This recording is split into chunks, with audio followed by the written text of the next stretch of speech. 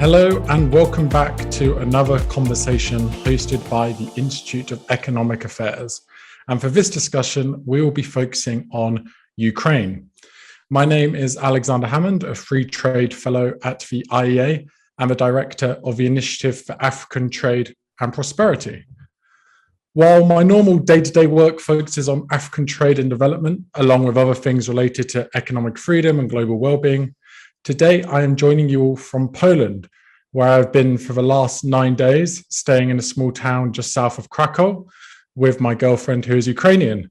We initially came here to ensure her family had somewhere safe to go after crossing the border since the recent invasion, and to also help a few other friends that we knew that needed support.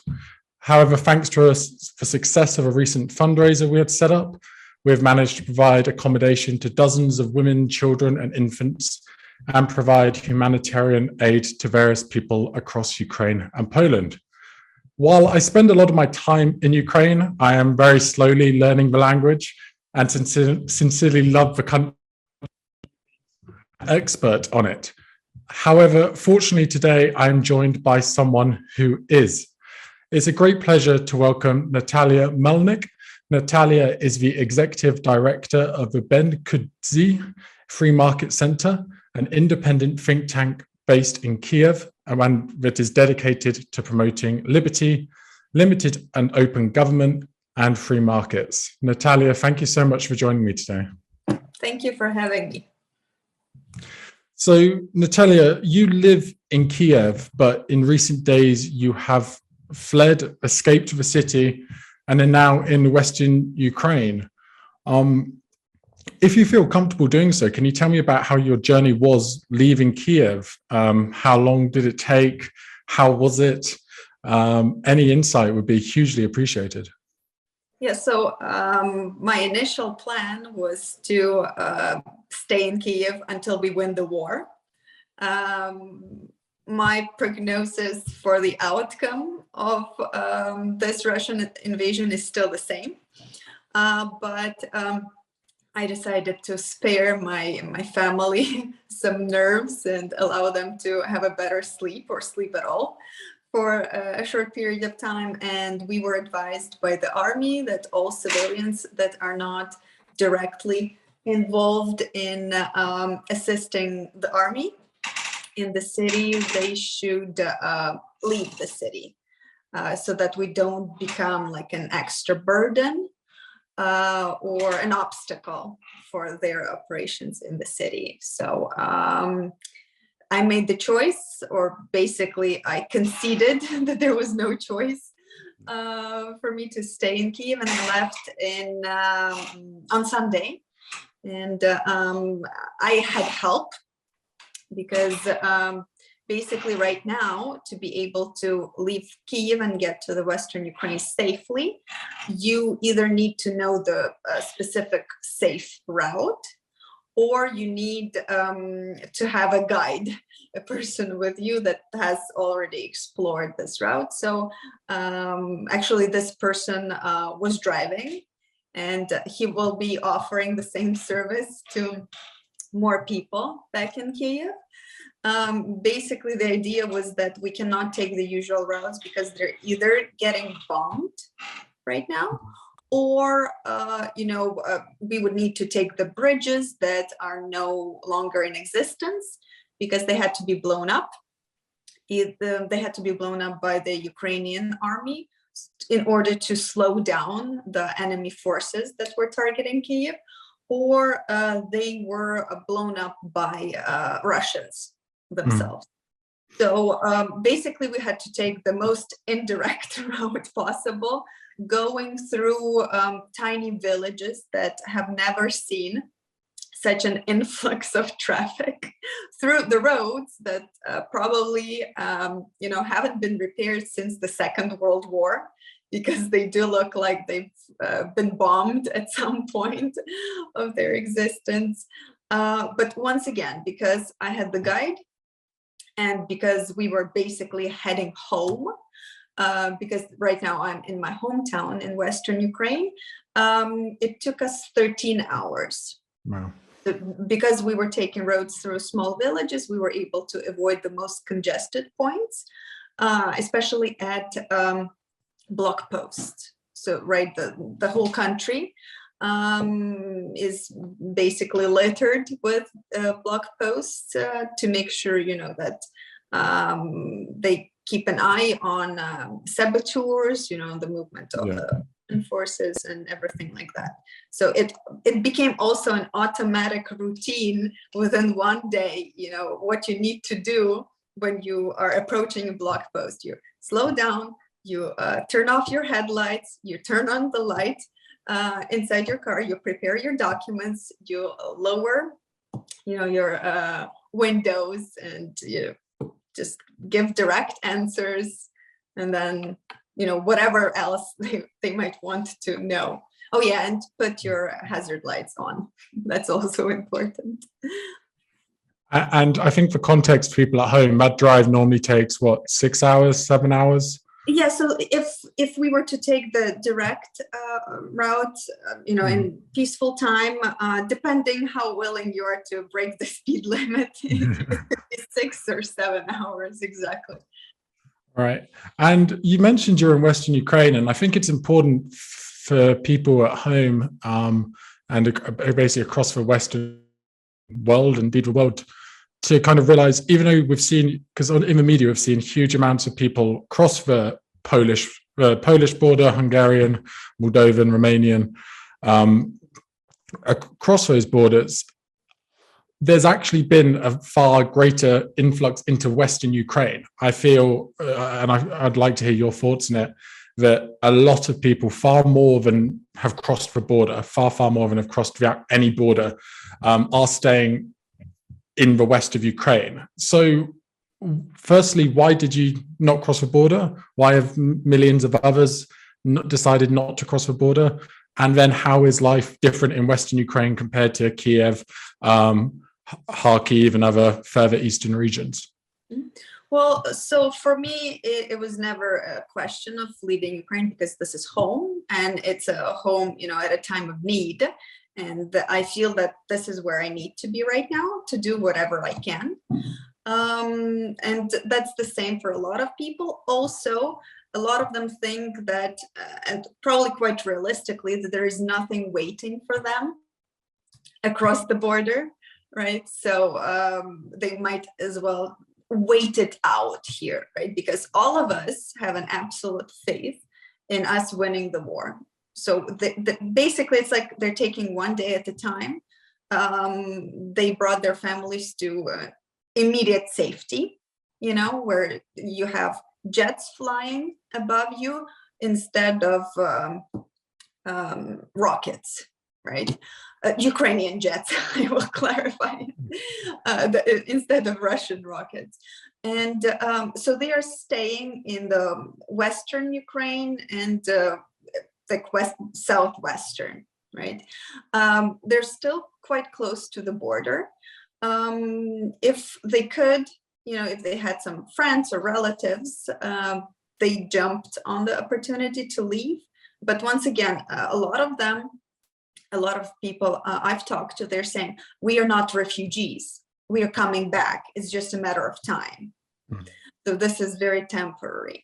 And then, a lot of people do not realize how big of a country Ukraine is, a lot of foreigners. So it's approximately 40 million people.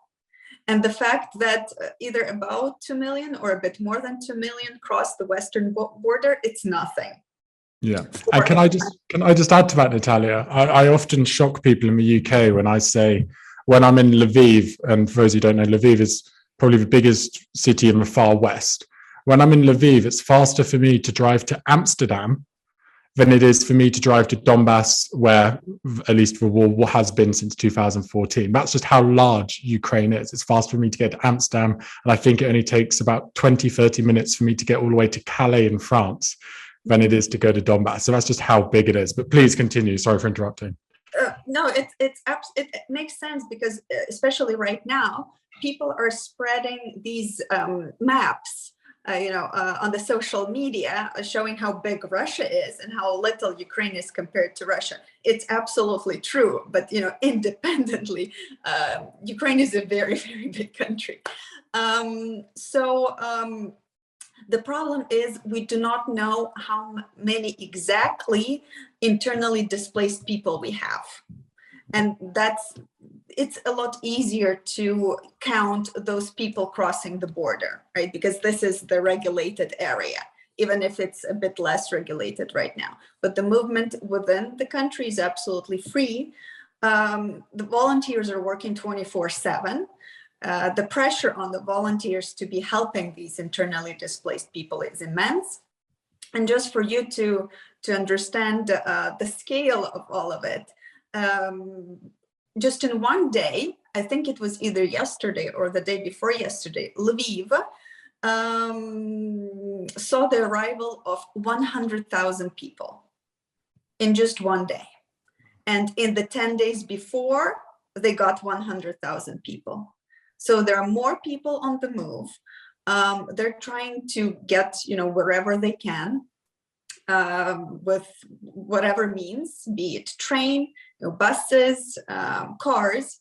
And we need to remember that there are a lot of cities and towns around Ukraine where people are trapped. So they have no way out.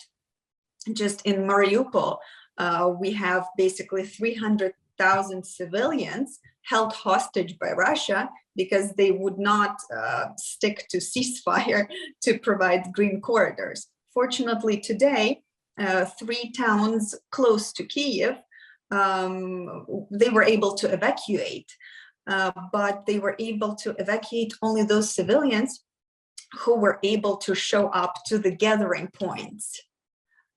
So there's no, there's no access. They are under the control of Russian soldiers. There's no possibility to reach out to people stuck in their basements, in the rubble of their own homes. And not all of them know about this evacuation because there is no internet or cell service. So, ideally, if we wanted to help them out properly, we would be going, house to house, building to building, but it's absolutely not possible right now. So it's a very good thing that we are able to get at least some people out, because they have been with no electricity, gas, heating, water, food, and medical aid. So it's been a real humanitarian disaster. Just think about it. In Mariupol, which has been asking for, an evacuation for these green corridors, just the other day, a child died of dehydration. It's just, it's very difficult to imagine this situation in the 21st century in a peaceful European country. So life is very different for many cities, like in Kyiv. In Kyiv, the situation is under control. In Kyiv, those people who are staying, like the ones that would panic, and would get scared, they left right away. And the people that were staying, and me included, we were actually feeling safe because we were staying at home. We were, staying out of the way of the territorial defense, of the military people outside. We could still go to grocery stores. Of course, the variety of food was more limited than under normal circumstances, but we were certainly not starving. The biggest issues were with milk, with bread, and sometimes, with fruit and vegetables. But you could always find other options. So we couldn't complain. We had everything, and people still do. Why we're leaving is because Russia has proved time and again that they're willing just to bomb residential areas. And we all understand that if they bomb residential areas, then emergency services would be needed at those locations, to take apart the rubble, looking for people, dealing with gas leaks and things like that. So it's going to be much easier for them if they know that there are barely any people, if any at all. So and I feel, I mean, I've had what you said earlier about people's reluctance to leave. I feel like I've definitely experienced that. It's certainly not, the people who have left so far have certainly not done it at all lightheartedly. They really don't want to go. But it's like the main question is like, this is my home. Why am I supposed to leave? Why should I leave? And it's not just home as a house, right, or an apartment. It's your life. So it's your unwillingness to give up the life that maybe had some minor issues before the war, but like you don't want to forget that. You don't want to give that up. And we're still are stubbornly sure that we are going to go back to that, once we rebuild, and our lives will be much, much better. Yeah, absolutely.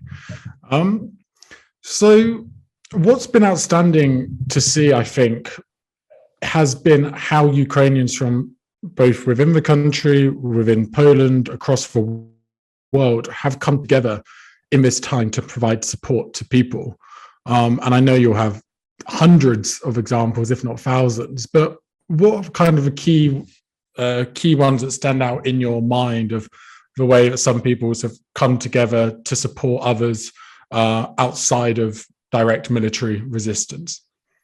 Well, it's a very interesting question, because Ukrainians really tend to agree on very few things under normal circumstances. We like to argue. We're a democratic country, you're allowed to have different opinions, and we are allowed to discuss those things. But just like in a matter of a couple of hours, it was February 24th. I think I will never forget this date.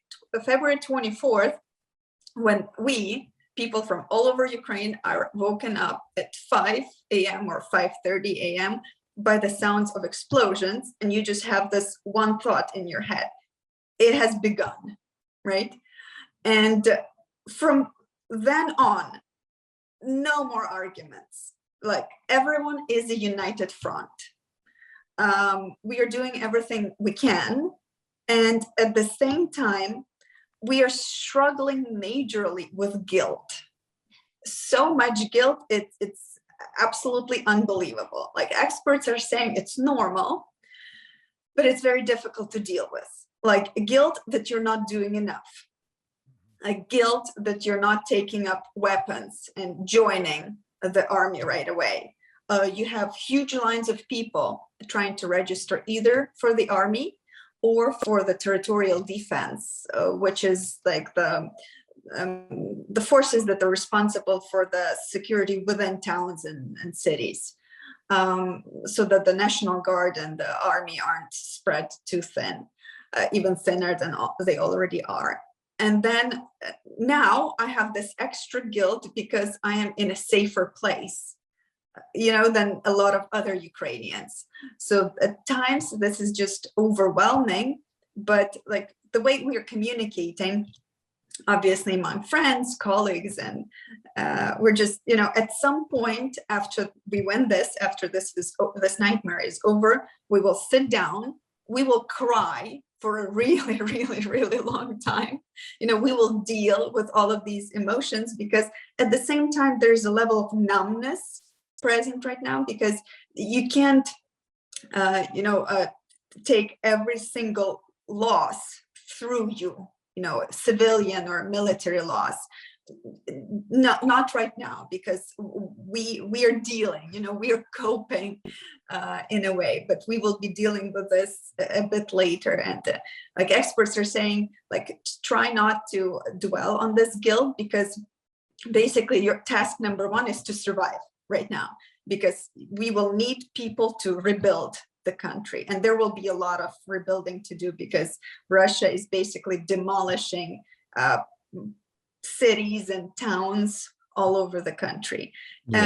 So, but we all understand that we're in this together, and it really does not matter where we are as Ukrainians, if we are in the US, because we already have American citizenship, or we are temporarily displaced. Even we are told by our European partners and contacts that a lot of supplies are even running out in Europe itself. So like we are searching all over the world. We are pushing campaigns, forward campaigns, to keep providing us with assistance, to keep providing us with a chance to defend ourselves, right? We don't want other people fighting our fights, but we need a chance to survive.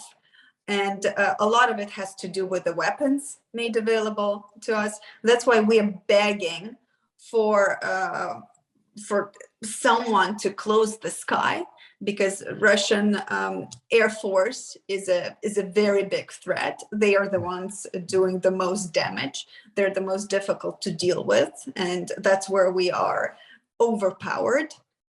And if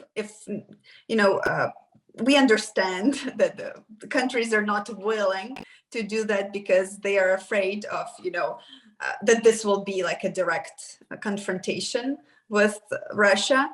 But Putin already said that even the sanctions are like a sign of war against Russia. War.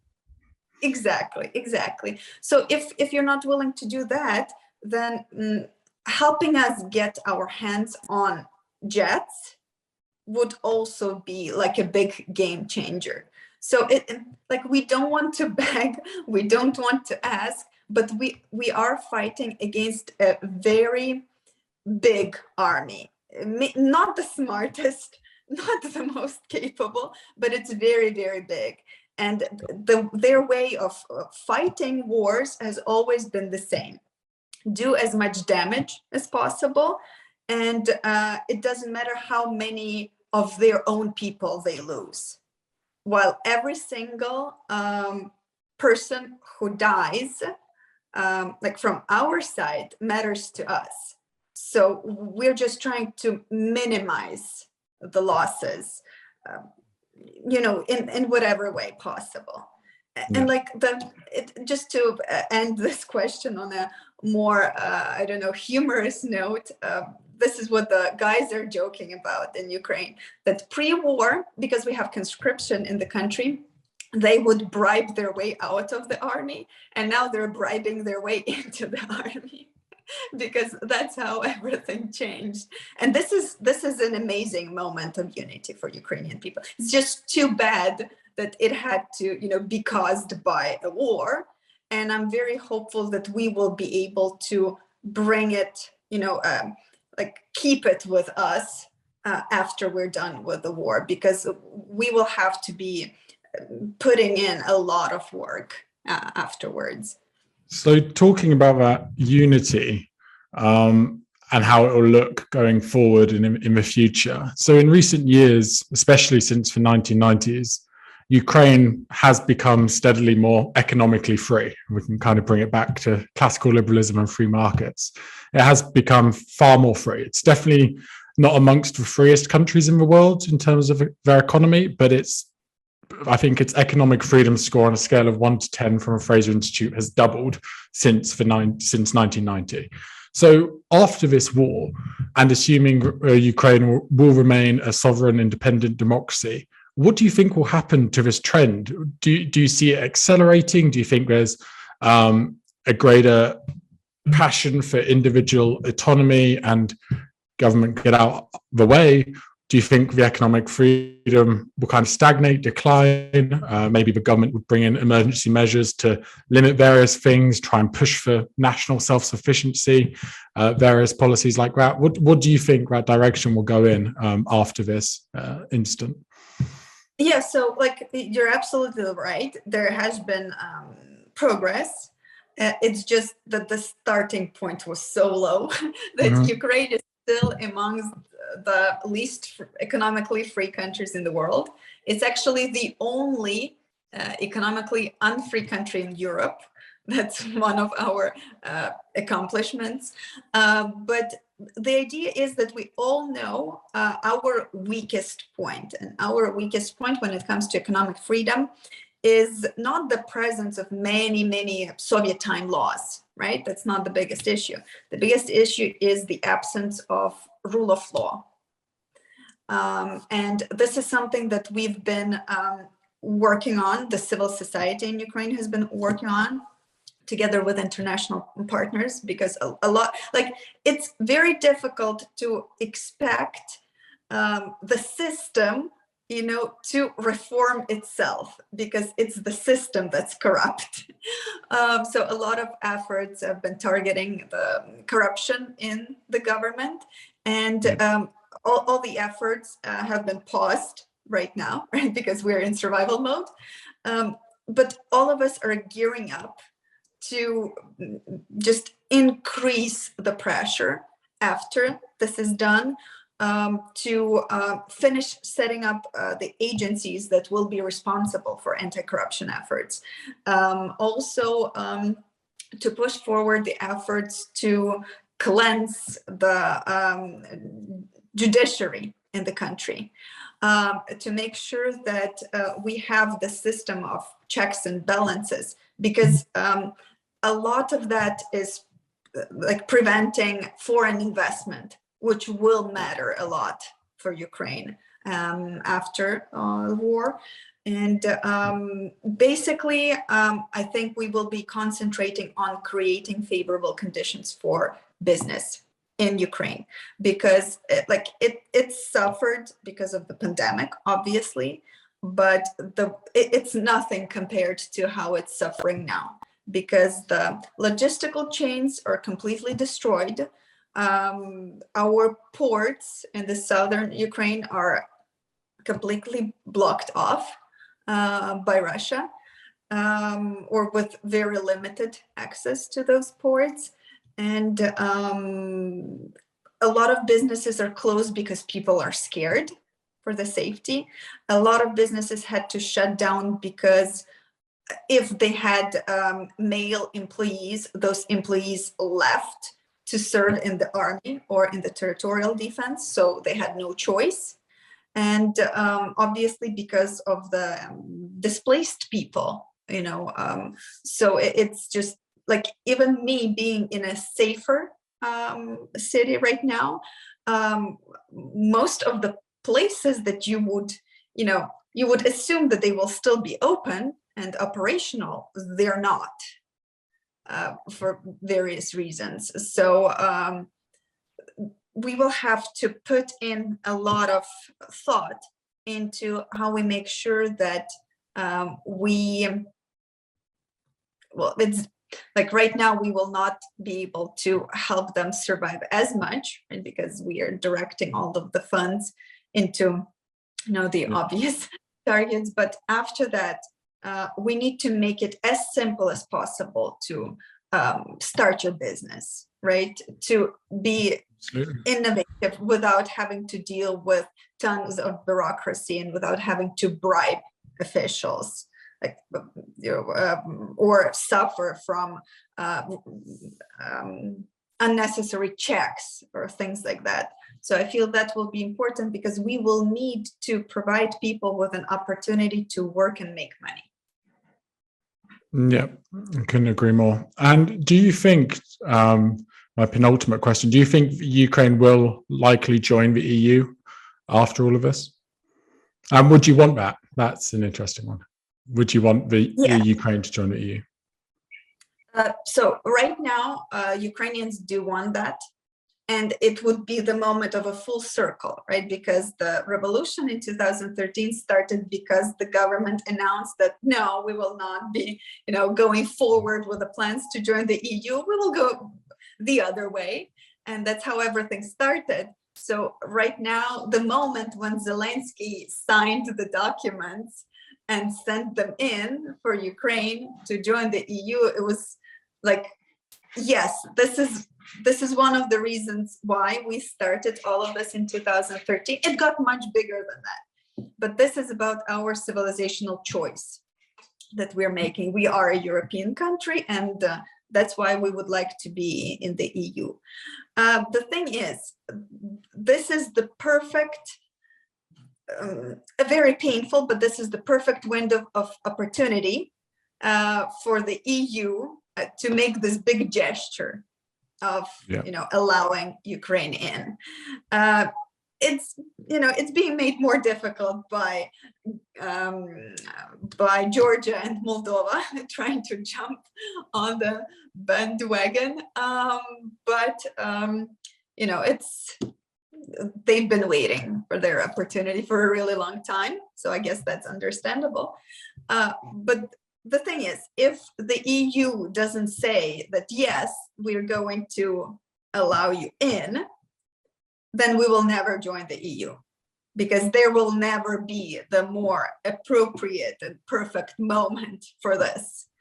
And in a matter of maybe 5 to 10 years, we will most likely not feel the need to join the EU if we are able to, keep this moment of unity. Because, like, we were asking people, like our followers on the social media, what will be the first thing you do after we win the war? And most people said, work the hardest in my life to rebuild. Like go to Kharkiv, Mariupol, Volnovakha, the cities that have been damaged the worst, just to help them become better. And I think it says a lot about Ukraine, how resilient and stubborn, that's part of it, Ukrainians are. So we wanted to join the EU to separate ourselves from Russia. We couldn't be further away from Russia now. We want to join NATO for security reasons, because of the Russian threat. But our army is showing that it's capable. So if we're able to, keep making our army more capable, more modern, we might not necessarily need NATO. Like some Ukrainians are joking, NATO should apply to join Ukraine's alliance right now. But of course, those are jokes, and the humor is part of our coping mechanism in the country. I guess if we stop joking, it would mean that we've given up. So yes, joining the EU, it would be a really nice moment for everyone, but it's a lot more than that for us. We are not fighting for joining NATO or fighting for joining the EU. We are fighting for our freedom and our future, and for our home. And I think that is a much stronger driver. Yeah, absolutely. And with someone with a Ukrainian girlfriend, I definitely know about the resilience and stubbornness of the Ukrainian people. So, finally, how can our viewers support you, your think tank, other freedom fighters in Ukraine? What can we do? Well, among the important things that are like basically crucial right now is spreading the word. Not watching the Russian media or not consuming Russian fake propaganda messages, because I was shocked to see how many foreigners actually believe that. Because before the war, I thought it was just the Russians, but no, it has spread all the way to Australia, the United States of America, and it's very hurtful to hear. Then we appreciate all the efforts by our foreign friends of putting more pressure on their politicians, on their government, demanding action, right? Then because politicians keep an eye on that, and if it's the voice of the people, their own people, not some Ukrainians far away, it's a whole lot different story. Then there are plenty of trustworthy initiatives. I know that a lot of probably getting bombarded with messages from all the media, like help this organization, help that organization. But there are a number of wonderful organizations. If you don't want to support the army, you don't have to. You can join the humanitarian medical aid efforts either by donating, for example, to Help Ukraine Center. They accept financial donations, or they also accept packages. So they post a list of necessities on their websites in many different languages. They're updated from sources from the Ministry of Defense, from the Healthcare Ministry. So they have the most updated information. And then they will be responsible for bringing everything from Poland, because that's where the warehouses are, and then distributing it to those who need it the most.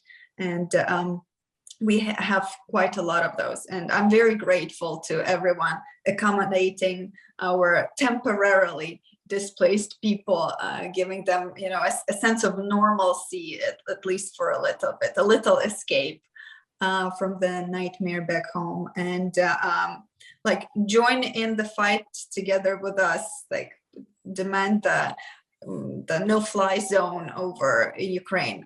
The chances of that happening, are low, but we do appreciate all the support we're getting from abroad, because like in some moments, in the most difficult moments, it does feel like we're alone in this, even though that's not entirely true. So this is the way you can show us support, and we appreciate every little donation. And like most of my colleagues, they are abroad, so they're also receiving. I would actually say they're receiving more support from foreign volunteers than they are from our governmental structures out there. So I also personally am grateful that they're safe out there with their families. But then, we need to bring the moment that this problem is resolved, because we have a lot of work to do in my organization. So I need them back soon so we can get to work. Get to work and make Ukraine economically free and prosperous once again. So thank you so much, Nataliya. That episode made me laugh. I was definitely close to tears a couple of times, goosebumps once or twice, and I learned a lot from it. So I really hope the viewers at home did so too. So thank you, Nataliya. And for those at home, please do subscribe to our YouTube channel, follow us on social media to keep up with our latest content, and please do follow Nataliya and her organization, Bendukidze Free Market Center, for updates on her work, and you'll be able to watch along in the years to come as she her organization single-handedly makes Ukraine economically free again. So with that, thank you very much, everyone. Goodbye. Thank you, guys. Well, if you enjoyed that conversation, why not watch one of these other videos? And while you're here, remember to hit the subscribe button and the notification bell. That way, you'll never miss out on a single IEA broadcast.